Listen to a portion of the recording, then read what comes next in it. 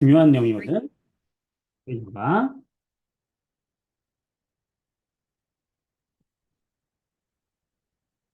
우리가 오음의 법칙, 전류, 전압, 저항에 대한 이야기를 했잖아. 전류와 전압과 저항에 대한 이야기를 했죠. 그래서 전류는 우리가 I라고 한다고 그랬고, 전압은 뭐라고? V, 저항은 R이라고 이렇게 얘기하는데, 이 셋의 관계가 어떻게 되지? 이렇게 그림으로 기억을 할 사람 그림으로 기억해라 그랬어요.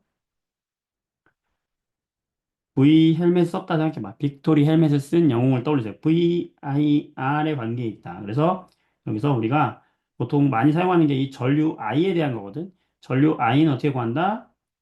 R분의 V로 구한다.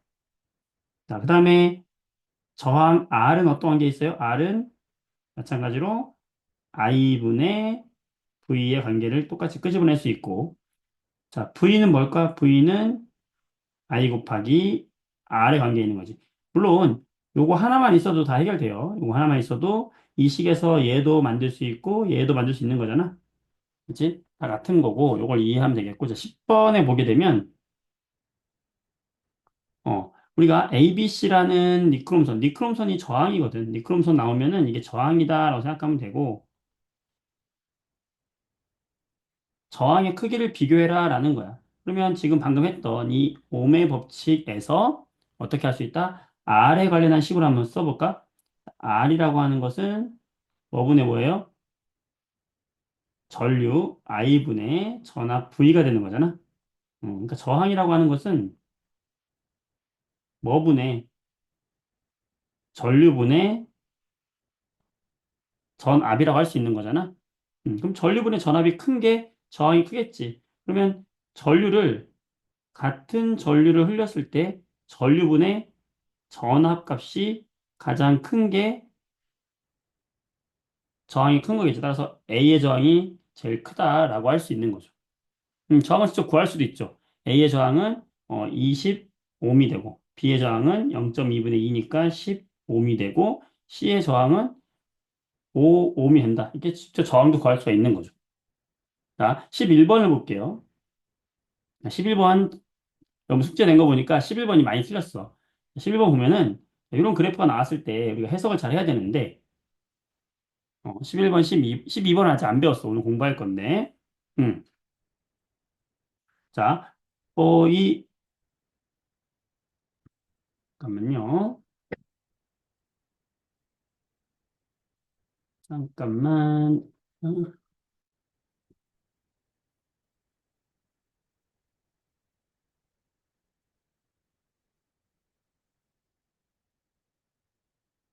어, 오케이. 오케이. 오케이. 자, 11번을 보게 되면 음, 이 그래프를 봤을 때 우리가 알 수 있는 것은 여기도 마찬가지로 전압이 나와 있고 전류가 나와 있잖아.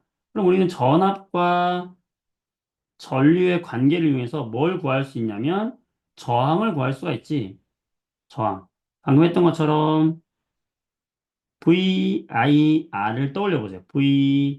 VIR을 떠올리고 이 중에서 저항이라고 하는 R은 뭐분의 뭐예요? 저항 R은 I분의 V란 말이야. 그러면 가의 저항은 얼마가 될까? 가는 0.2라는 전류가 흐를 때 전압이 2니까 0.2분의 2잖아. 그럼 가의 저항 R은 전류분의 전압 10옴이 되는 거고 나의 저항은 얼마가 되는 거예요? 전류분의 전압 0.11 대 2가 되는 거니까 0.11 대 2가 되는 거니까 20옴이 되는 거죠. 그래서 이렇게 저항을 구할 수가 있고 나의 저항이 더 크구나 이것도 알 수 있는 거고 또 하나는 뭐 또 할 수 있냐면 여기서 이 그래프의 기울기를 보자. 자, 항상 이 그래프 그림이 나오면 기울기를 신경 써야 되는데 자, 이 기울기를 봅시다. 기울기는 X축분의 Y축이잖아. 그럼 여기서 X축이 뭐예요? 전압이잖아. 그러니까 기울기는 뭐분의? 전압분의 뭐예요? 전류가 지금 이거의 기울기네. 맞아? 기울기는 X축분의 Y축, V분의 I가 되잖아.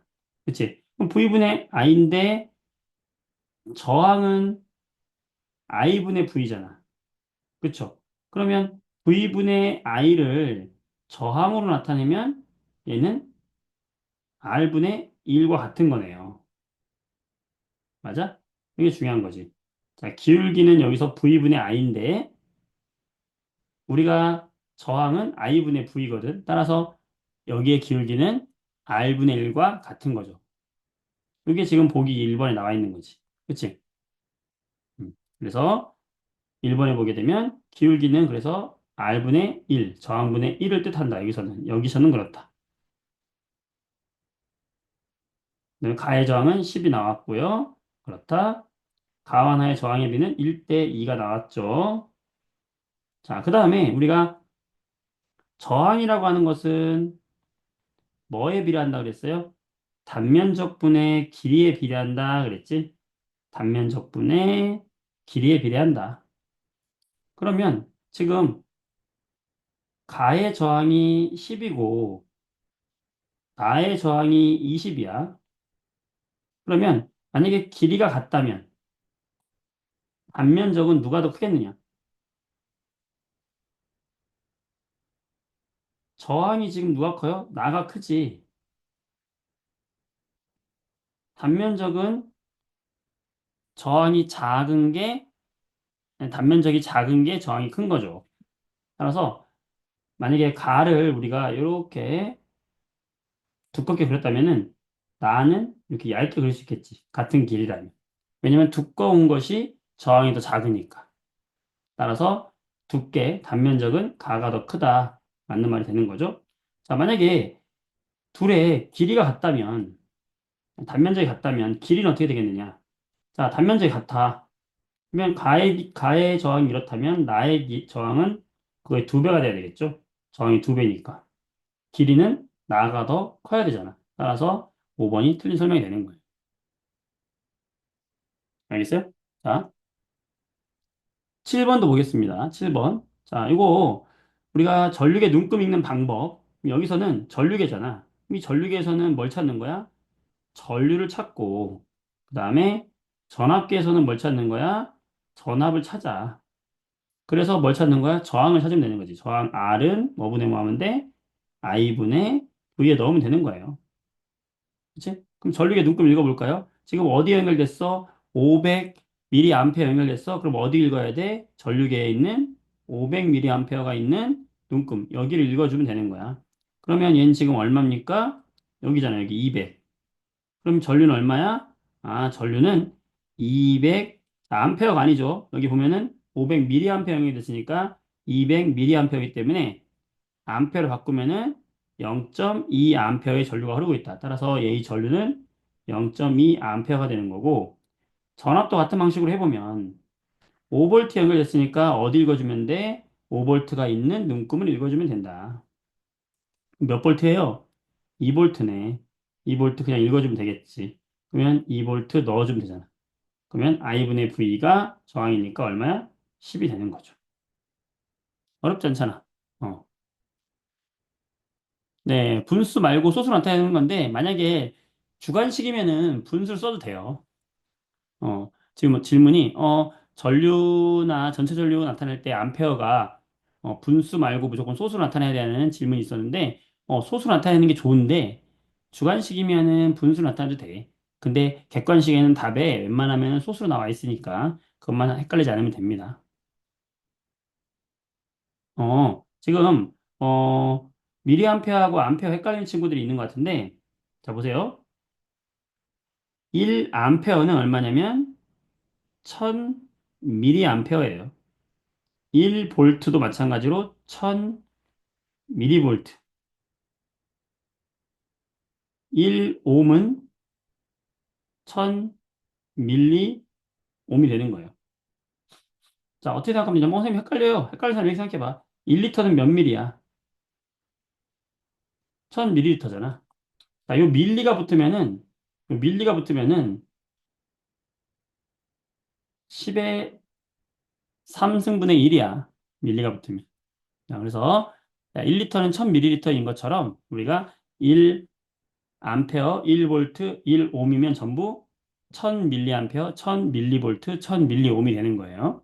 잘했습니다. 자, 그다음에 9번 문제 보면 자, 이것도 마찬가지죠. 저항을 구하래. 그럼 저항 구하는 공식 넣으면 되는 거지. R은 뭐분의 뭐야? I분의 V. 자, 요 관계 여러분들이 요 공식 모르면 안 돼. 공식 모르면은 공식 이렇게 그림처럼 그려봐. VIR 그리시고, VIR 그리시고, 여기서 R은 뭐분의 뭐다? I분의 V다. 이렇게 해서 구할 줄 알아야 돼요. 그래서 VIR 해놓고 R은 I분의 V. 요거 못 구하면 선생님 할 말이 없어. 그럼 뭐 하면 돼? 전류 넣어주고 전압 넣어주면 되잖아. 전류 얼마 넣어줄 거야? 여기다가 20 넣어주면 되고, 자, 전압 뭐 넣어주면 되는 거야? 1 넣어주면 되는데, 조심할 거는 항상 이 전류의 단위는 암페어로 넣어줘야 되고, 전압의 단위도 볼트로 넣어줘야 돼. 따라서 요 20mA는 얼마가 되는 거야? 자, 미리암페어가 암페어로 바뀌려면, 자, 보세요, 여러분들. 20mA가 몇 암페어가 되는지 이런 거 헷갈리잖아. 그럼 어떻게 하는 거냐면, 일단 1000mA를 써봐. 1000mA는 몇 암페어라고? 1암페어라고. 그 얘기는 뭐야? 우리가 미리암페어를 암페어로 바꿀 때는 몇 분의 몇을 해주면 되는 거야? 1000분의 1을 해주면 된다는 거예요. 그러면 20mA가 암페어가 될 때도 1000분의 1을 나눠주면 되는 거야. 1000분의 1을 해주면 되는 거야. 얼마야? 0.02가 되겠지. 하나, 둘, 세 개 되니까. 0.02 암페어가 되겠지. 따라서 여기는 0.02 암페어 분의 1볼트. 그럼 얼마야? 2분의 100이잖아? 얼마야? 50옴이 되는 거예요. 그러니까 암페어와 미리암페어 요거를 암페어와 볼트로 바꿔줘야 되는 것만 조심하면 되는 거야. 알겠어? 자, 오케이. 자, 그 다음에 여러분 책 보세요. 64쪽으로 가봐. 64쪽 보세요. 저항의 연결인데 자, 여러분들은 페이지 64쪽을 봅니다. 상당히 중요한 얘기로 할 건데 바로 뭐냐? 이 저항에 대한 이야기를 할 거예요. 저항의 연결. 저항이 이렇게 하나만 있어. 하나만 있을 때 우리가 얘의 전압을 우리가 10볼트라고 하고 음, 저항을 5옴이라고 합시다.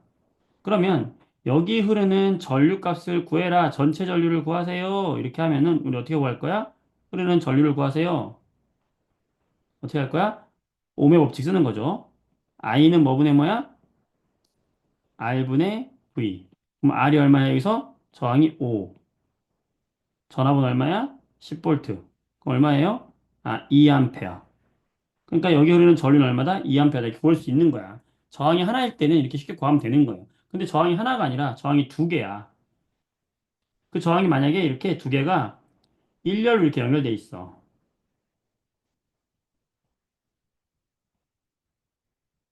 음. 그랬을 때 여기 저항이 하나가 2옴이고 여기 옆에 저항이 만약에 4옴이야. 그리고 볼트가 만약에 30볼트야. 그랬을 때 여기 흐르는 전류를 구해라. 전류 I는 몇 암페어가 흐르겠니? 이거 구해라.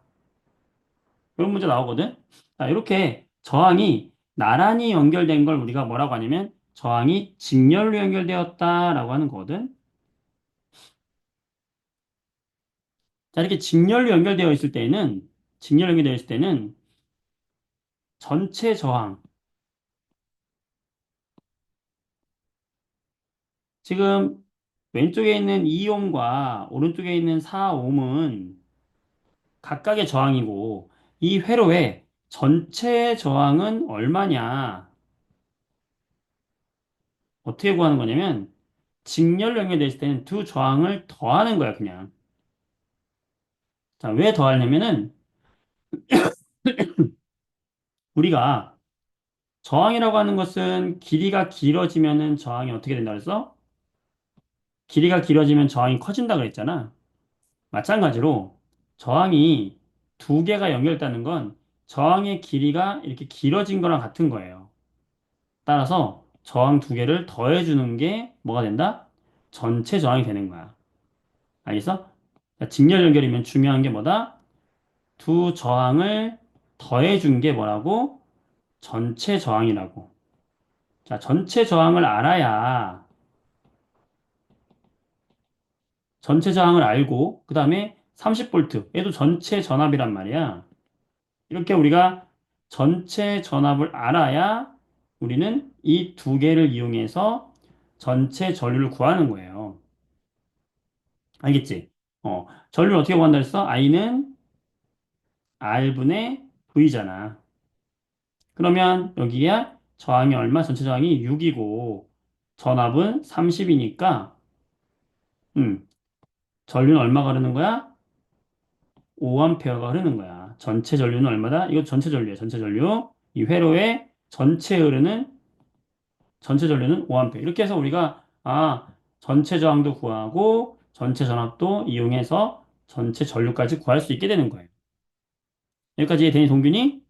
은찬이 이세요? 가온이 이해되죠? 네, 이렇게 해서 직렬 연결되면은 이렇게 전체 저항을 구해주는 거고 그때 이 직렬 연결의 특징이 뭐가 있냐면 이 전체 전류 있잖아. 5A. 이 5A가 전체 전류가 5A면 이 각각의 저항에 흐르는 전류도 똑같아요. 직렬 연결된 저항에는 전체 전류가 똑같은 양이 흐른다. 쉽게 생각하면은 수도관에 물이 있는데 물이 50이 5가 흘러가는데 같은 수도관에 관이 하나잖아. 그럼 5가 흘러가는 거야. 따라서 전류는 똑같다.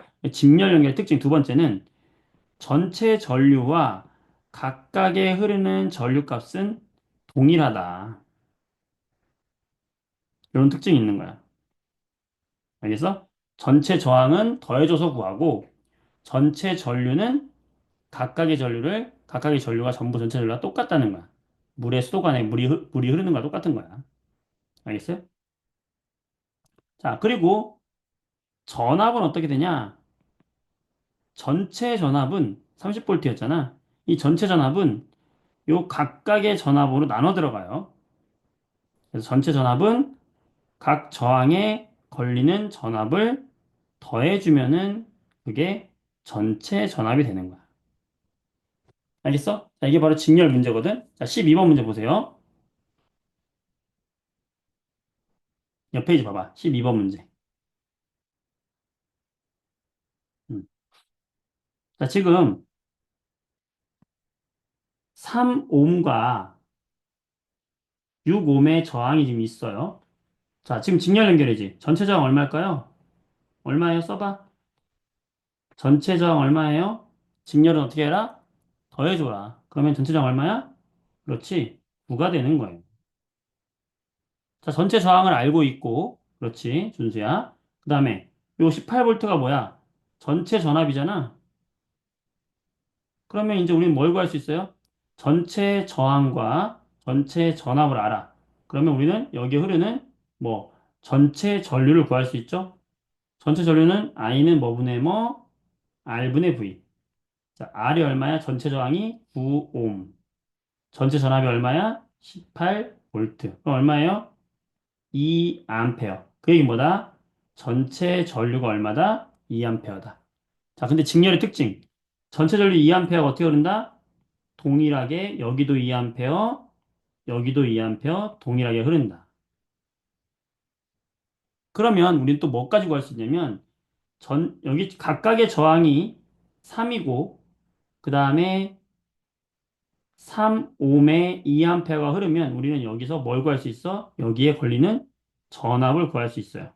자, 옴의 법칙. V는 뭐예요? V는 I 곱하기 I잖아? I 곱하기 R 해봐. 2, 3은 6V. 그러니까 여기 걸리는 전압은 몇 볼트야? 6볼트야. 오른쪽에 걸리는 전압은 얼마일까요? V2는 I가 전류와 전하 저항을 곱해. IR 12V. 아까 얘기했듯이 이 각각의 전압을 더해주면은 전체 전압이 되죠. 됐어? 이렇게 구하는 거야. 다시 해보세요. 다시 합니다. 자, 직렬 연결되어 있으면은 뭐 해라? 전체 저항을 먼저 구해라. 전체 저항이 얼마야? 9. 자, 전체 전압이 얼마야? 18. 그럼 우리 뭘 구할 수 있다? 전체 전류를 구할 수 있다. 전체 전류 I는 ohm의 법칙에 의해서 R분의 V, 전체 저항이 9면 전체 전압이 18이니까 2A. 이 2A가 전체 회로에 흐르는 전체 전류가 되고, 직렬 연결에서는 각각에 흐르는 전류와 같다. 요걸 구했으면 우리는 여기서 전압도 구할 수가 있는데, 전압은 IR 6V, 오른쪽 전압은 12V. 두 전압을 더하면 전체 전압이 된다고. 알겠어? 자, 직렬 연결의 특징 다시 합니다. 저항이 직렬 연결되어 있다. 그럼 어떤 특성이 있냐? 저항이 이렇게 나란히 연결되어 있다.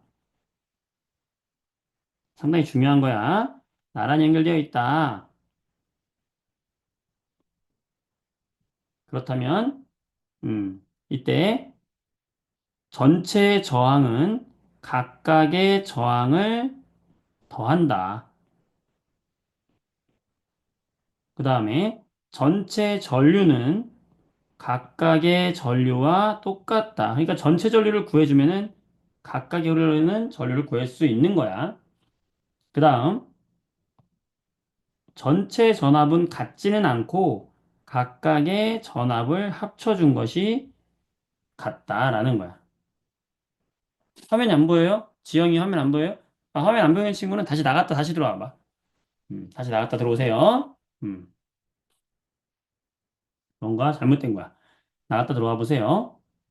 자, 그 다음, 저항이 꼭 직렬로만 연결된 게 아니야. 지영이 나갔다 들어왔어요? 황지영. 응. 됐어요? 오케이. 자, 이번에는 저항의 병렬 연결을 볼게요. 저항이 꼭 저렇게 연결되어 있는 건 아니잖아. 저항이 이렇게 위아래로 연결되어 있을 수도 있거든. 요걸 우리가 저항의 병렬 연결이라 그래. 자, 병렬 연결은 여러 가지 장점이 있어요. 자, 병렬 연결의 우선 특징을 보게 되면은 특징. 첫 번째, 얘는 전압이 모두 같아.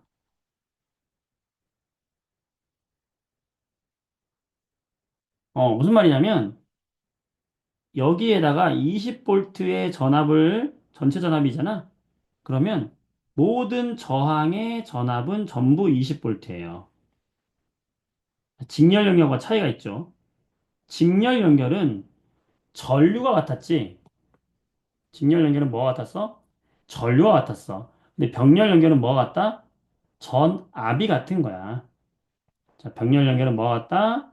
전체 전압이 모든 전압과 동일하다. 라는 특징이 있어요. 음. 그리고 이렇게 모든 전압이 모두 같고요. 그 다음에 여기 저항이 있잖아. 위에 있는 녀석의 저항이 예를 들어서 10ohm이라고 해볼게요. 아래에 있는 저항이 얘가 20ohm이라고 해볼게. 그러면 우리는 이 위에 흐르는 전류를 구할 수가 있어요. 저 위에 저항이 흐르는 전류는 얼마죠? I는 R분의 V지? 그럼 해볼까? 10분의 20이니까 얼마야? 2A. 아, 저 위에 흐르는 전류는 얼마다? 2A다. 같은 방법으로 요 아래쪽에 흐르는 전류도 구할 수가 있죠. 얼마일까? R분의 V. 20분의 20이니까 1A가 되겠네? 서진아, 그치? 잘했어. 그러니까 아까 직렬은 전류가 같았다면 병렬은 전압이 같은 거예요. 전압이 같아. 음. 그리고 두 번째, 전류가 이렇게 흘러서 오잖아요. 이렇게 흘러서 와. 와서 전류가 이렇게 위아래로 나눠져 들어가는 거야, 병렬은. 그래서 다시 이 전류가 이렇게 모아져서 다시 돌아오는 거거든. 어. 그런데 만약에 병렬은 이렇게 사용하다가 요 하나만 사용했어. 하나만 사용해도 사용이 가능하죠. 전류가 흐르니까. 근데 하나를 두 개를 사용해도 두 개가 동시에 사용이 가능하죠. 그러니까 병렬은 하나를 꺼도 되고 안 꺼도 돼. 다른 저항을 사용하나 사용이 가능하다. 음. 저항을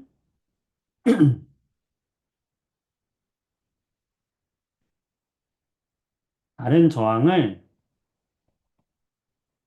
꺼도 사용이 가능하다. 이런 장점이 있어요.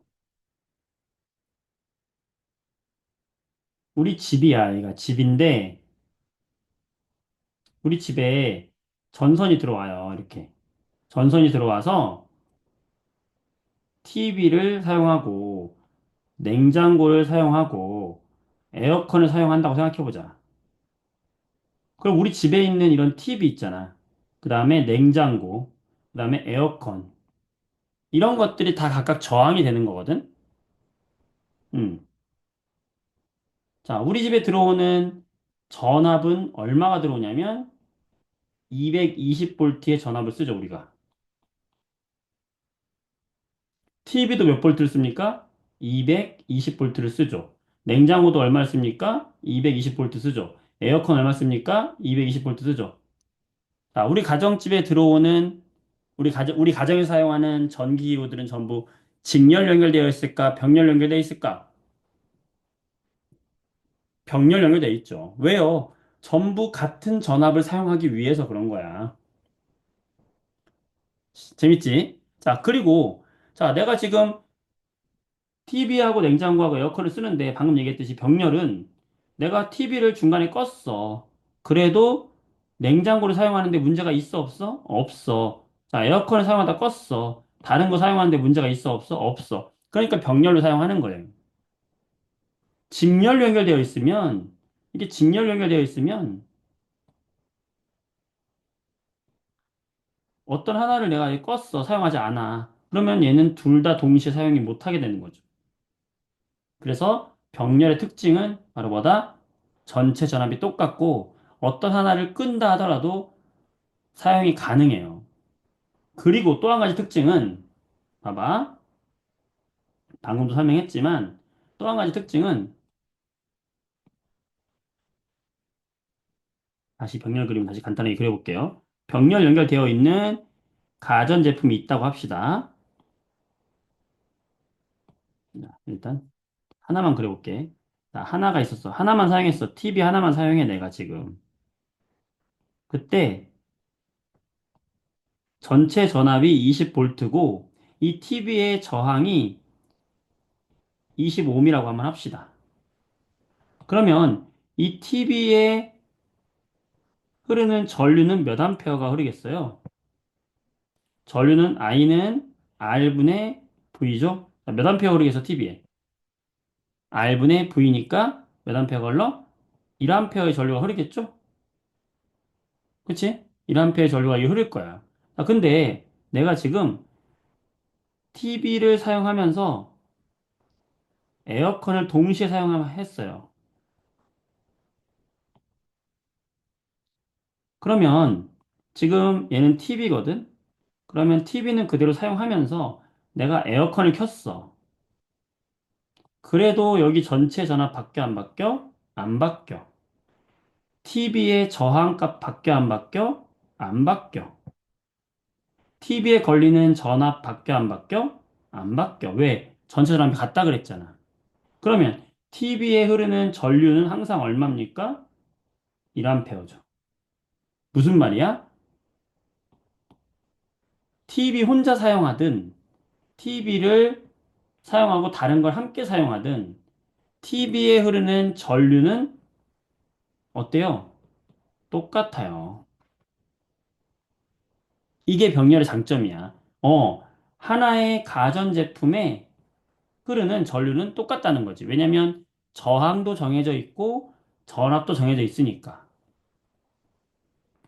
자, 이게 특징, 세 번째 특징이야. 자, 첫 번째 특징, 전압이 전부 같다. 두 번째 특징, 저항을 꺼도 사용이 가능하다. 세 번째 특징, 어,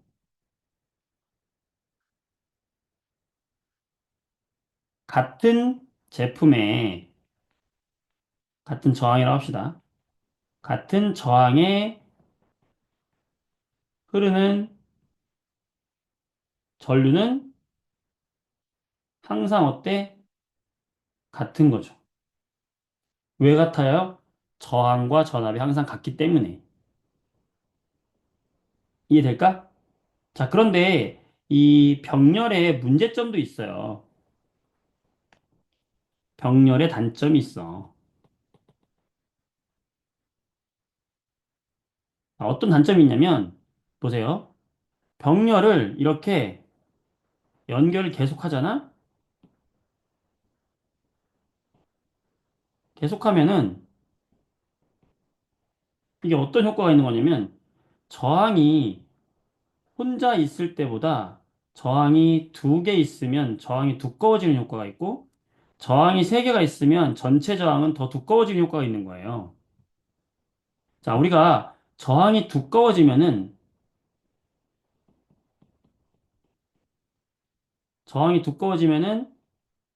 전체 저항은 커져요, 작아져요? 두꺼울수록 저항은 작아진다 그랬어. 예, 자기장까지 오늘 끝낼 거예요. 네. 저항은 작아져요. 그래서 이렇게, 어, 전체 저항을 쭉 연결하면 전체 저항이 작아져요. 그러면 어떤 결과가 생기냐면 전체 전류는 R분의 V인데 전체 저항이 작아지니까 전체 전류가 증가해서 여기 흐르는 전체 전류 값이 증가해요. 그래서 이 여기서 열이 많이 발생하고 화재의 위험성이 있어요. 그래서 가전제품을 많이 연결하게 되면은 이렇게 불이 날 가능성이 있다. 알겠지? 이게 바로 병렬의 단점이에요. 그래서 병렬의 특징은 첫 번째, 전체 전압이 똑같다. 하지만 전체 전류는 각각의 전류를 더해준 거와 같다. 그래서 여기에 I1, 여기에 I2, 여기에 I3가 있으면 전체 전류는 요 전류가 합쳐진 요 값이 전체 전류가 돼서 저항을 많이 연결할수록 전체 전류 값은 커지는 거야. 그래서 요 단점을 함께 기억해 주면 되는 거예요. 알겠죠? 음. 자, 13번 보겠습니다. 13번 보면 여기 병렬 연결되어 있죠? 자, 병렬 연결됐을 때 여기 6볼트잖아. 일단 병렬 연결되면 여기 전압을 보세요. 병렬은 뭐가 똑같다? 전압이 똑같다. 그럼 여기도 6볼트, 여기도 6볼트인 거야. 그러면 이 두 가지를 이용해서 우리는 여기에 흐르는 전류를 구할 수가 있어요. 전류 I는 R분의 V 2A. 여기 전류 아래에는 전류 R분의 V 1A. 전체 전류는 각각의 전류를 합쳐진 게 전체 전류다. 3A가 전체 전류가 되는 거예요. 그래서 이렇게 우리가 구해주면 되겠습니다. 아시겠죠? 네. 14번 보게 되면 그래서 병렬 연결해서 사용하는 것은 뭐냐면 우리 가정집에서 멀티탭 당연히 그렇고 가로등. 자, 가로등 하나 꺼졌다고 다 꺼지면 안 되잖아. 그치? 그다음에 건물에 우리 전기 배선은 다 병렬 연결되어 있고 이런 화재 감지, 장식용 전구, 퓨즈는 직렬 연결되어 있어요. 넘어가겠습니다. 쭉쭉쭉 넘어갑니다. 69페이지에 12번 문제 보겠습니다. 69페이지 12번을 보게 되면은, 음, 자, 지금 직렬 연결이죠. 자, 이게 뭔지 딱 찾는 거야. 아, 직렬 연결이구나. 자, 직렬 연결이면은 뭐 기억하라 그랬어? 두 가지 기억하면 돼요. 전체 저항은 더해줘라. 그리고 전체 전류는 똑같다. 이 두 가지 기억하면 되는 거야, 직렬은. 그지? 자, 그러면 전체 저항은 얼마가 되는 거야? 더해주면은 전체 저항은 8이 되는 거야. 그리고 전체 전압이 16이니까 우리는 이 두 가지를 이용해서 뭘 구할 수가 있어요? 전체 전류를 구할 수가 있지? I는 R분의 V. 몇 암페어? 2암페어. 그럼 2암페어의 전류가 흐르는데 전부 어떻게 된다? 똑같이 전부 2암페어가 흐른다. 다 구했지 뭐. 그리고 각각의 여기 그러면 걸리는 전압도 구할 수 있죠. V는 I 곱하기 R.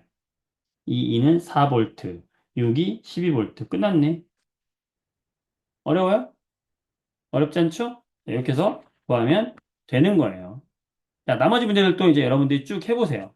자, 자기장 나갑니다. 72쪽 보세요. 자, 72쪽에 보게 되면은, 전류가 만드는 자기장이 나오게 되는데,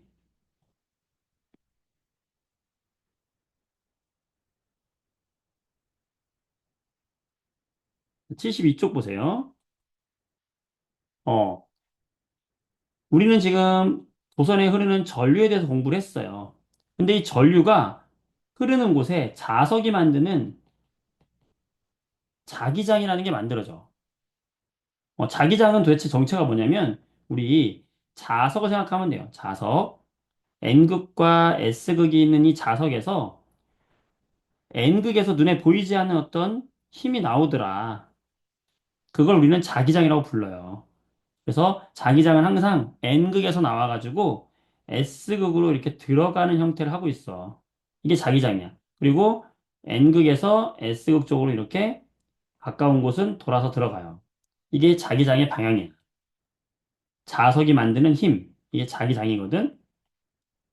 음. 그리고 재밌는 것은 이 자기장에다가 나침판을 놓게 되면은 자기장의 방향이 이 방향이면 나침판을 놓게 되면 나침판에 N극이 북극을 가리키는 N극 있죠? 요 N극이 자기장의 방향으로 이렇게 N극이 돌아간다는 걸 알게 돼요. 나침판의 N극은 어디로 된다? 자기장의 방향으로 따라간다. 그러면 여기 자석에다가 여러분들 나침판을 놨다고 생각해봐. 뭐 어떻게 되겠어? 여기에 나침판을 놨어? 그럼 나침판에 N극이 화살표 방향으로 가는 거야. 이렇게. 자, 여기다 놨어. 어떻게 될 거야? 나침판에 N극이 왼쪽으로 되는 거야. 자, 여기에 놨어. 나침판의 N극은 왼쪽으로 되는 거야. 이런 식으로 나침판의 N극이 따라가요. 음, 이런 거를 우리가 자기장의 방향이라고 하고, 그래서 우리 인간들이 우연히 발견을 했어요. 도선이 있는데 이 도선에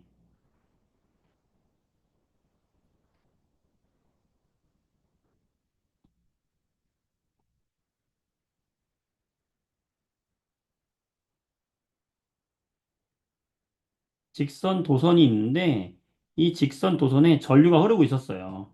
그런데 이 전류가 흐르는 곳의 주변에 보니까 자석처럼 자기장이 만들어진다는 걸 알게 됐어.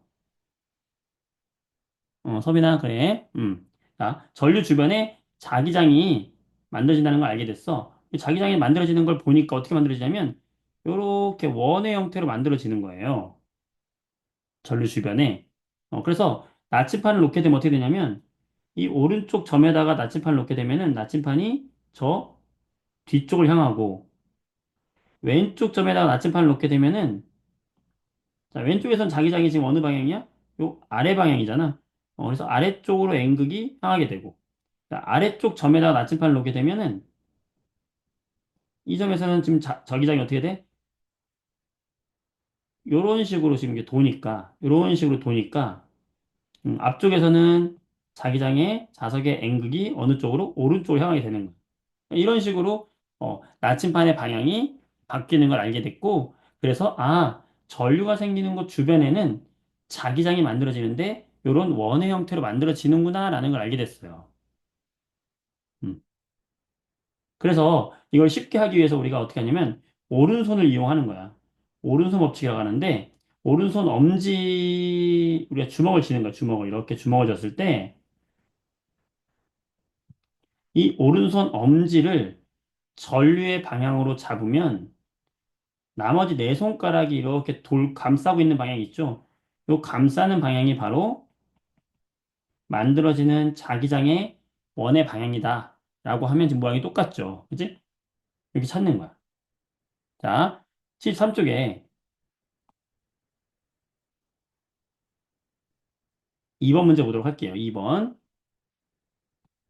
자, 자석의 두 극 사이에서 자기력선을 나타낸 것이다.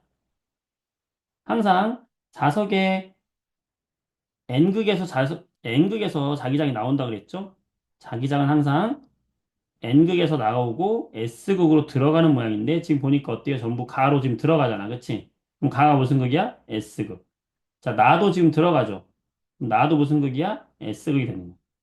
따라서 가도 S극, 나도 S극이고 자, 같은 자석끼리는 서로 밀어내지? 밀어내는 힘을 청력이라고 하는 거잖아. 그치? 오케이. 자, 3번. 자, 직선 도선에 지금 전류가 이렇게 흐르고 있어요. 그랬을 때 ABC에 나침반을 놓으면 나침반이 어떻게 되겠느냐 이거거든? 자, 전류가 지금 위쪽 방향으로 흐르는데, 그러면 요 가운데 점 주변에서 자기장 어떻게 만들어져요? 이런 식으로 만들어지는 거죠. 이렇게 오른쪽, 시계 반대 방향으로 만들어지는 거죠. 자, 잘 모르겠다 싶으면은 오른손 주먹을 쥐면 돼요. 오른손 주먹을 딱 쥐면은 엄지, 네 손가락. 그러면 엄지가 뭐의 방향? 도선의 전류의 방향이면 나머지 네 손가락이 뭐의 방향? 자기장의 방향. 그렇지? 자, 그럼 A점에서는 자기장이 어느 방향이냐면 요 아래쪽이야. B쪽에서는 자기장의 방향이 오른쪽이야. C에서는 자기장의 방향이 뒤쪽이야. 이렇게. 원에서 그 점에서 작용하는 자기장의 방향은 접선의 방향이에요. 그래서 그거를 이 방위표에 찾으면은 방위표에서 오른쪽이 동쪽이고 왼쪽이 서쪽이고 아래쪽이 남쪽, 위쪽이 북쪽이거든. 그럼 A는 어디야? 남쪽을 가리킨다. B는 동쪽, C는 북쪽을 가리키는 거야. 잘했어. 자, 이거를 직선 도선을 원으로 꼬아놨어. 이거를 우리가 원형 도선이라고 하는데, 자, 원형 도선에서 이 뒤에서는 어떻게 되느냐? 자, 보세요. 전류가 저렇게 돌아간다는 건 전류가 이렇게 돌아서 이렇게 내려와서 간다는 거잖아. 그럼 오른쪽에서 올라왔겠지, 전류가 이렇게, 그지? 이렇게, 이렇게, 이렇게 올라왔겠지? 그럼 봐봐. 이 오른쪽에서 전류가 어디로 향했어? 오른쪽에서 전류는 이 위쪽 방향이잖아요, 전류가. 오른쪽에선 전류가 윗방향이잖아. 뚫고 나왔을 거 아니야. 이 책상을 뚫고 위쪽 방향으로 뚫고 나왔어요. 내 몸 쪽에서 보는 거야. 내 몸 쪽에서. 상대방에 봐서 똑같아. 어차피 상대방에서 보나 내가 보나 내 오른손 엄지가 하면 나머지 네 손가락이 돌아가는 방향은 어, 같은 방향이야. 오른손으로 해. 반드시 조심해야 될 건 오른손으로 해야 돼. 오른손. 자, 오른손을 그려요. 오른손으로 주먹을 져요. 그랬을 때 네 손가락이 있어요. 자, 여러분이 보는 방향으로 하세요. 똑같은 건데 여러분이 보는 방향으로 해봐. 전류가 있을 때 자기장은 네 손가락이 휘감는 방향입니다. 자, 그러면 이 오른쪽에서 전류가 위쪽이니까 자기장 어떻게 생겨요? 이런 식으로 입체적으로 생기겠지. 자, 저 판에 이렇게 입체적으로 생기는 거예요. 맞지? 자기장이 이렇게 생겨. 자기장이 이런 모양으로 생긴단 말이에요. 그럼 저 반대쪽에 왼쪽에서 어떨까? 자기장이 내려오잖아, 지금. 아니, 전류가 내려오잖아. 전류가 아래쪽이죠? 그러면 엄지를 아래로 해봐. 엄지를 아래로 하면은 자기장이 어떻게 만들어져요? 이런 식으로 만들어지죠? 이런 식으로 만들어지겠지? 그치? 그럼 이 뒤에서는 어떻게 만들어지는 거야? 이런 식으로 만들어지는 거야, 이게 뒤에서는. 이런 식으로. 따라서 뒤에서는 어떤 방향? 아래 방향이 되는 거야. 남쪽 방향이 되는 거야. 알겠어요? 되겠어? 종현이 되니?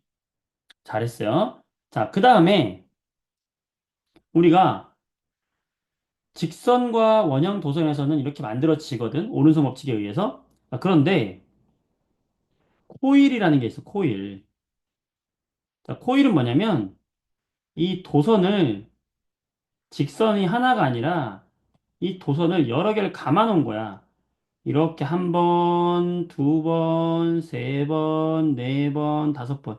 이렇게 코일을 여러 번 통에다 감아 놓은 거야. 이런 걸 뭐라고 하냐면 우리가 코일이라 그래, 코일. 그러면 만약에 이 코일에 오른쪽에서 전류를 넣어줬다 생각해봐. 코일의 오른쪽에서 전류를 넣어줬어. 그러면 좀 복잡해지는 거예요. 왜냐면 이 코일에서 전류가 이렇게 흘러가지고 이렇게 뒤로 가죠. 그럼 뒤로 갔던 게 다시 앞으로 와가지고 다시 또 얘가 뒤로 넘어가죠. 그럼 또 어떻게 돼? 전류가 자꾸 이런 방향. 전류가 이런 방향. 전류가 이런 방향. 전류가 이런 방향에서 저 아래로 내려올 거 아니야, 전류가. 맞아요? 그러니까 전류가 여러 번 이렇게 감겨서 간단 말이에요. 그럼 여기선 자기장이 도대체 어떻게 만들어지냐? 음. 여기서 만들어지는 자기장은 지금 첫 번째 들어가는 도선에서 만들어지는 자기장은 오른손 법칙에 의해서 이렇게 원형으로 만들어지겠죠. 그렇지? 그러면서 지나가는 길목마다 이렇게 원형으로 만들어질 거 아니에요. 지나가는 길목마다 원형으로 만들어질 거 아니에요. 그럼 다음 직선에서도 어떻게 돼? 또 원형으로 만들어지겠죠? 또 어떻게 돼? 또 원형으로 만들어지고 또 어떻게 돼? 또 원형으로 만들어지고 이게 계속 만들어질 거 아니야, 자기장이. 그러면 이 자기장들이 모여서 이 코일 중앙으로 들어가서 코일 중앙으로 들어가서 얘가 이렇게 자기장이 전부 어디를 향하냐면 코, 이 코일의 왼쪽으로 자기장이 향한단 말이에요. 자기장이 이렇게 만들어지는 걸 우리가 알 수가 있어요. 자기장이 이렇게 만들어지는 걸 알 수가 있어. 근데 이거를 하려고 했더니 하나하나 하기가 너무 힘들잖아. 그래서 코일을 할 때는 우리가 오른손으로 똑같이 코일을 하는 방법을 없을까 생각하다가 사람들이 야, 그러면 이렇게 하자라고 약속을 한 거예요. 아까 주먹을 졌잖아, 오른손으로. 마찬가지로 오른손 주먹을 져요. 주먹을 졌을 때 아까 직선에서는 엄지를 전류로 했잖아. 근데 그렇게 하지 말고 코일에서는 네 손가락을 전류가 휘감아 들어가는 방향으로 하면 자 보세요. 네 손가락이 전류가 휘감아 들어가는 방향으로 하면 엄지의 방향이 뭐가 되는 거야? 자기장이 되네. 그래서 그냥 편하게 호일에서는 네 손가락을 전류로 하자. 그게 더 편하니까 그렇게 하자라고 약속을 했어요. 그러면 좀 더 쉽게 살 수 있는 거야. 전류가 들어가는 방향으로 보는 거예요. 자, 여기 5번 문제 볼게요. 5번. 여기 나를 볼게요. 나를 보세요. 자, 나를 보면은 전류가 어떻게 들어가냐면 오른쪽에서 이렇게 들어가죠. 전류가 이렇게 들어가요. 전류가 이렇게 그지? 자, 그러면 여러분들 오른손으로 네 손가락으로 전류가 휘감아 들어가는 걸 그림으로 한번 그려봐. 어떻게 그리겠어? 네 손가락이 이렇게 그려주면 되겠죠? 어떻게? 전류가 앞에서 뒤로 넘어가는 모양으로 네 손가락을 잡는 거야. 이렇게. 그러면 엄지가 어느 방향이야? 왼쪽 방향이야. 엄지의 방향이 뭐의 방향이야? 자기장의 방향이야. 따라서 이 통에서 만들어지는 자기장은 C 쪽으로 이렇게 만들어진다는 걸 우리가 찾아낼 수가 있게 되는 거예요. 이렇게. 자, 이거 이해되는 사람만 네 써보세요. 자, 코일에서 자기장 방향 찾을 수 있습니다. 정말 좋아요. 재밌지? 자, 그러면 이번에는 좀 어려워요. 가에서 자기장의 방향 찾아볼게. 가. 자, 가는요. 지금 전류가 어떻게 되냐면 왼쪽에서 들어가가지고 저 뒤에서 넘어와. 이렇게 뒤에서 넘어와. 뒤에서 넘어와. 뒤에서 넘어와.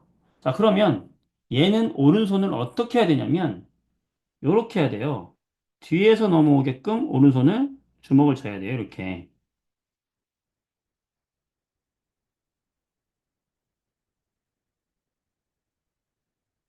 이 그림 이해가 될까? 나 그림 진짜 잘 그리지?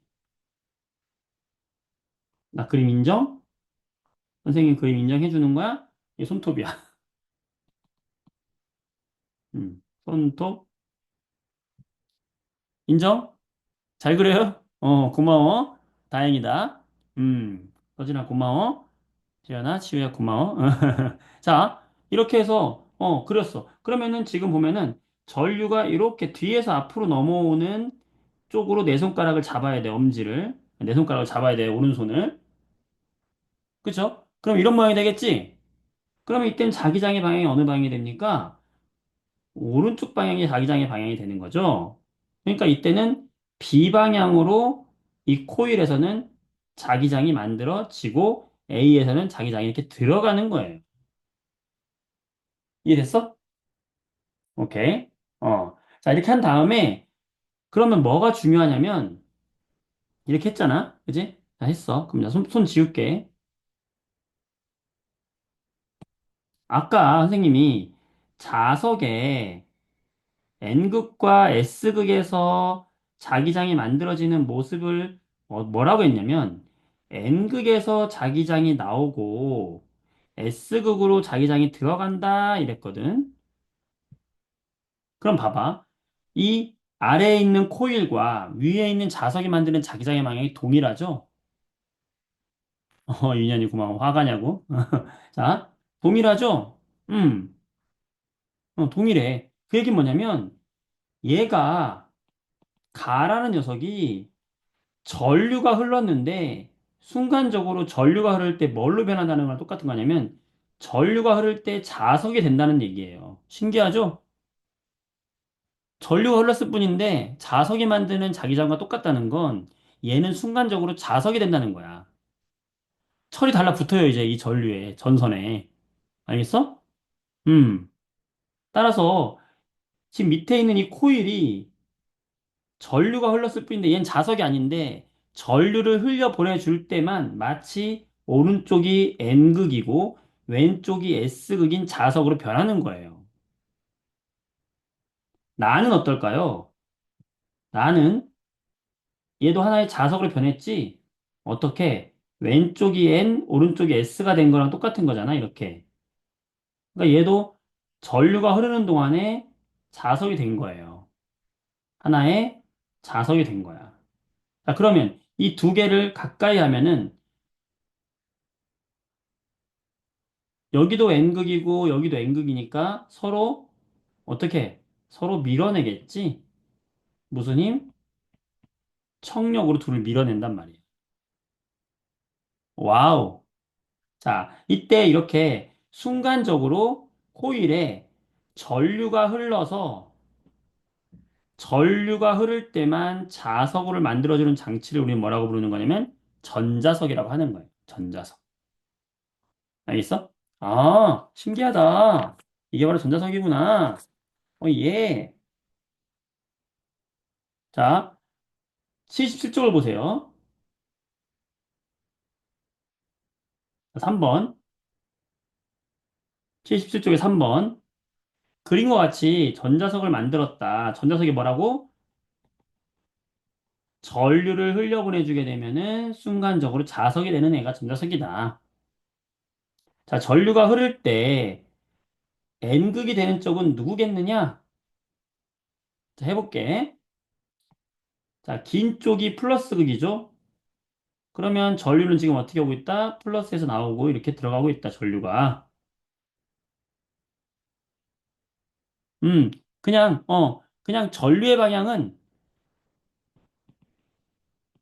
전류의 방향은 전지의 플러스에서 나와서 마이너스로. 그러니까 이미 만들어 놓은 거야. 실제로 전류가 흐르는 건 아니죠. 하지만 그냥 플러스에서 나와서 마이너스로 가는 전류라 있다고 우리가 가정하고 그냥 전류가 눈에 보인다고 생각을 하고 그냥 그렇게 가야 돼요. 지금 이런 모든 걸 다 전류를 가지고 법칙을 만든 거기 때문에 그래. 어.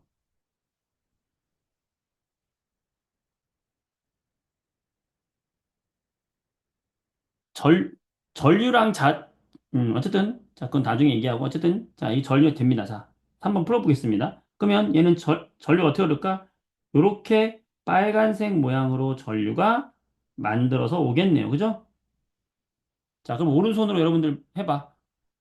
자기장의 방향은 B 쪽으로 나가요? A 쪽으로 나가요?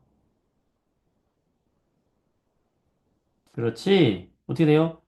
네 손가락을 이렇게 자기장이 만들어지는 방향으로 이렇게 손가락을 쥐면은 이렇게 되겠지? 그러면 전류의 방향이 네 손가락이면은 자기장은 어느 쪽이야? 오른쪽이네. 따라서 B 쪽이 자기장이 나오는 방향이 되는 거고 B 쪽이 무슨 극이 되는 거야? N극. 따라서 N극이 되는 건 누구다? P다. 박수! 재밌지? 재밌어? 자, 잘 공부해 주시고요. 다시 돌아와서 이제는 자, 75페이지, 74페이지를 보세요. 자, 이것도 재밌는데 이번에는 아, 야, 신기하다. 그러면 선생님, 지금 이렇게 도선에 전류가 흐르면 이 전류 주변에 자기장이 만들어진다면서요. 그렇지. 그러면 이 자기장이 만들어졌다는 건 한마디로 말하면 얘가 N극과 S극이 있는 어떤 형태를 띈다는 거거든. 그럼 여기에다가 또 다른 자석을 가까이 가져가면 방금 했던 것처럼 같은 N극이 얘를 밀어내겠지. 밀어낸다는 건 뭐냐면 요 전류가 흐르는 이 도선이 움직인다는 거야. 밀려서. 그 얘기는 뭐냐? 아, 전류가 존재하고 있고 거기에다가 전류가 흐르고 있는 곳에다가 내가 어떤 자석을 가져가면 자석을 가져가면은 이 도선은 움직이겠구나. 그 실제로 가져가 봤더니 도선이 움직이는 거야. 그래서 그 관계를 찾아냈어요. 그 관계를 찾아낸 게 뭐냐면 바로 이건데 전류가 흐르고 있는 곳에 자기장을 새롭게 만들어주게 되면은 힘을 받는다. 그래서 어떤 결론을 찾아냈냐면 전류의 방향이 이렇고 그때 자기장의 방향이 이렇다면 그 물체가 받는 힘의 방향은 여기다라는 걸 알게 됐어요. 자, 이건 서로 다 90도야. 전류와 힘이 90도, 자기장과 힘도 90도, 그 다음에 전류와 자기장도 90도예요. 자, 그때 이런 힘을 받는다는 거야. 음. 그래서 이것도 우리가 오른손으로 똑같이 이용하기로 했어. 자, 이것도 오른손으로 해보자. 기가 막히죠. 오른손 하나 다 해결돼. 자, 아까 오른손 주먹을 졌을 때,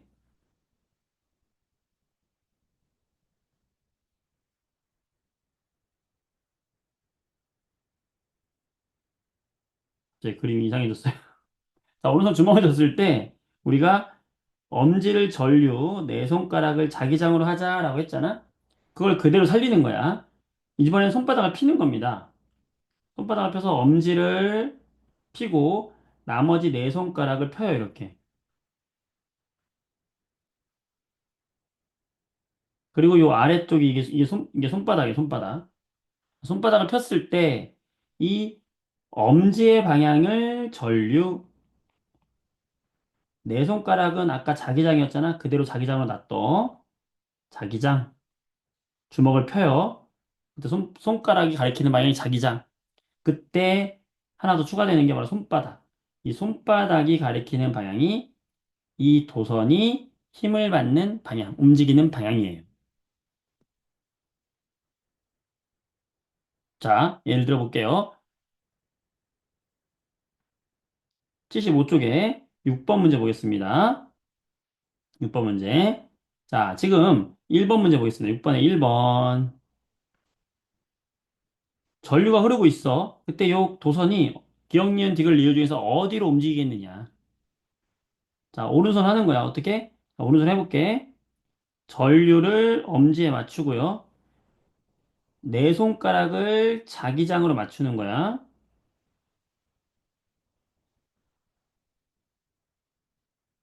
자, 그러면 자기장의 방향은 N에서 S니까 여기서 자기장의 방향은 왼쪽이에요. 그러면 네 손가락을 왼쪽으로 맞추시고 자기장을 그 다음에 엄지를 지금 전류의 방향으로 맞췄죠. 그럼 손바닥이 어디를 향해요? 이쪽을 향하겠지, 90도. 앞쪽을 향하겠지, 앞쪽. 그 앞쪽이 어디야? 기억이란 말이에요. 기억 방향으로 얘는 힘을 받는다. 입체적으로 생각해야 돼. 자, 이거 이해되는 사람만 네 써보세요. 자, 전류와 자기장을 이용해서 이 도선에 받는 힘의 방향 찾는 거예요. 오, 진짜? 네네, 치킨. 자, 2번 문제 보겠습니다.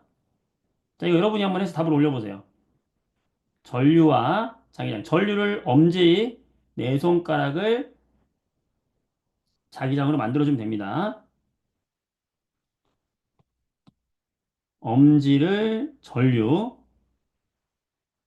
네 손가락을 자기장으로 만들어주면 되는 거예요.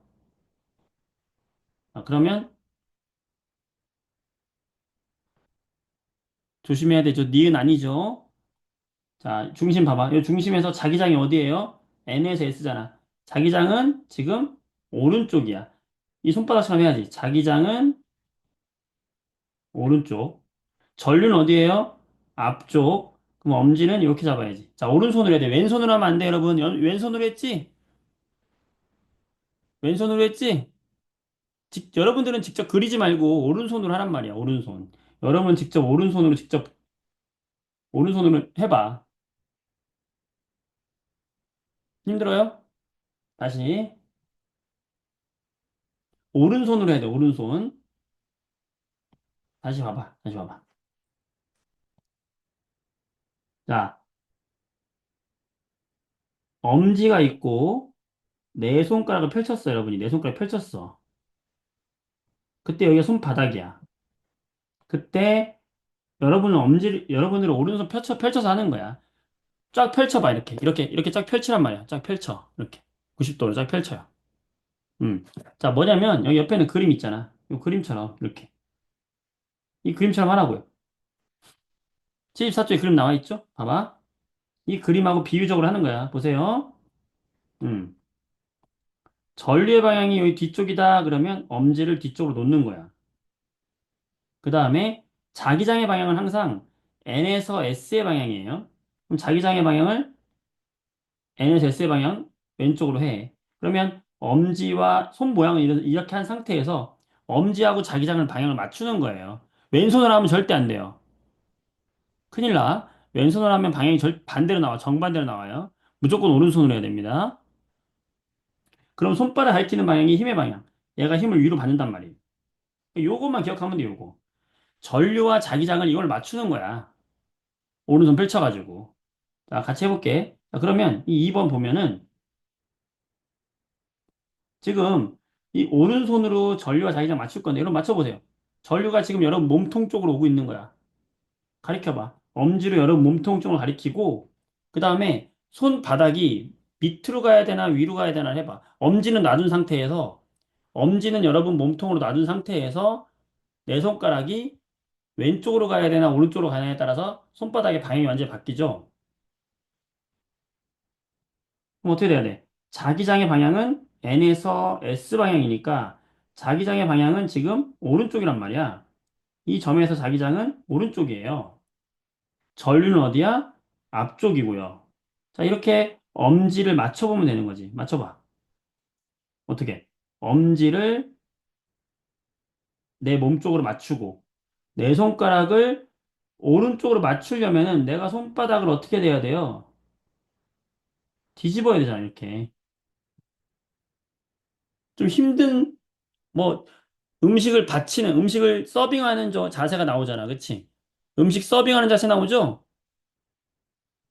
전류를 엄지, 내 손가락을 자기장. 그러면 서빙하는 나의 손바닥이 받치는 힘의 방향이 리을이잖아. 이렇게 찾는 거라고.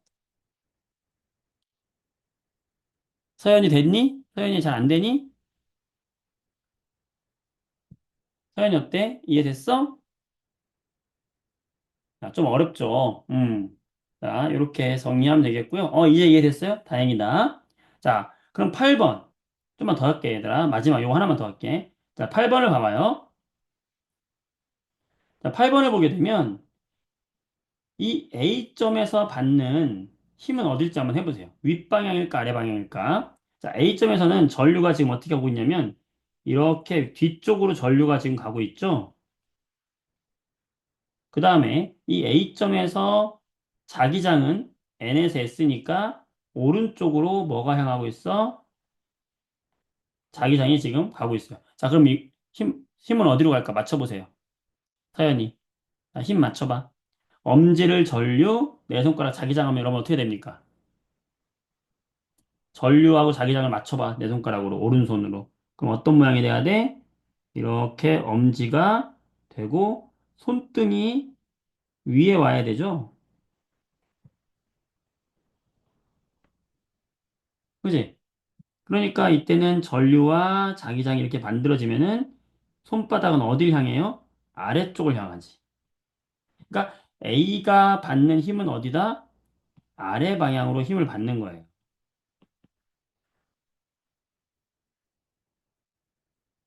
아니, 아니. 기억이 아니고 봐봐. A가 아래 방향으로 힘을 받죠? A가 아래 방향 힘 받는 건 알겠어? 서연아. A가 아래 방향 힘 받는 건 알겠어? 자, 그러면 B도 해야 돼, B. 자, 전류가 이렇게 오른쪽으로 돌아서 B에서는 반대로 이렇게 전류가 내려오잖아. 자기장의 방향은 똑같아요. 자기장의 방향은 안 바뀌었는데 전류의 방향이 바뀌잖아? 그러면 전류나 자기장 중에서 하나만 바뀌면 얘는 힘을 반대로 받겠지. 힘을 위로 받아요, 이제 얘는 여기서 힘을. 그럼 봐봐. A점은 힘을 아래로 받고 B점은 힘을 위로 받아. 그런데 얘들이 이렇게 하나로 연결돼 있어. 연결돼 있어. 그럼 어떻게 됐어? 저 뒤에서 A는 아래로 자꾸 움직일 것이고 B는 자꾸 위로 움직일 거니까 얘가 시계 반대 방향으로 회전하겠지.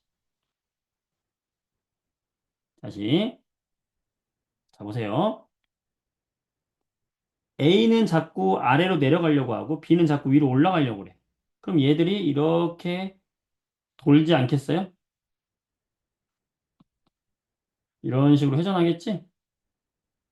어느 방향이야? 니은 방향이죠.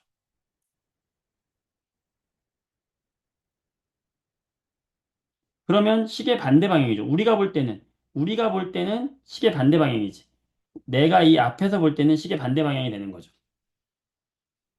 그러니까 어디서 보는지가 나와. 자, 그러면 이게 뭐냐면 얘들아, 봐봐. 되게 신기한 거야. 이 쇠꼬챙이 끝에다가 프로펠러를 이렇게 달았어. 그럼 어떻게 되는 거야? 이 프로펠러가 도는 거야. 이게 뭐야? 선풍기예요. 무슨 말이냐면 선풍기 뒤에 이런 게 들어가 있는 거예요. 전류를 흘려보내주게 되면은 이 뒤에서 얘가 회전을 하게 되죠. 그게 뭐야? 선풍기야. 알겠어? 아, 전류를 흘려보내주게 되니까 회전을 하는구나. 그래서 이런 걸 뭐라고 하냐면 전기로 동력을 만들어주는 기계, 전동기라고 하는 거예요. 영어로는 이게 모터예요. 이게 모터의 원리야. 신기하죠? 전류를 흘려보내줬는데 움직인다고, 돈다고. 선풍기 안에서 이게 도는 거야. 우리가 전류만 흘려보내줬는데 얘가 돌잖아. 이게 전동기 모터고 모든 회전하는 움직이는 물체는 다 이게 들어가 있어. 자, 여러분 보세요. 자동차가 있어.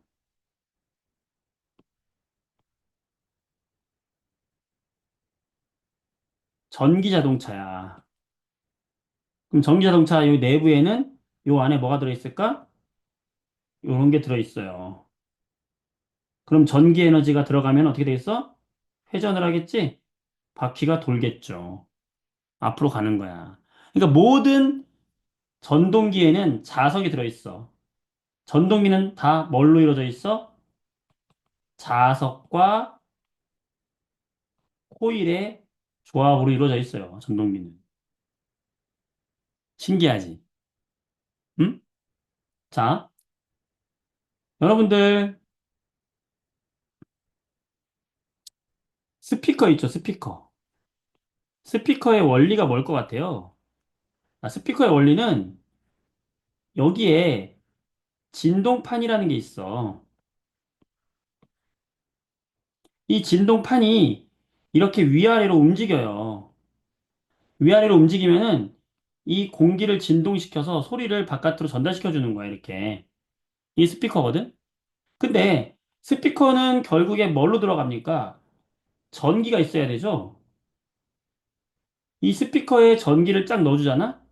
그러면 이 안에 뭐가 있겠니? 이 안에 전기를 받으면 위아래로 움직이는 무언가가 들어있죠? 여기에 뭐가 들어있어?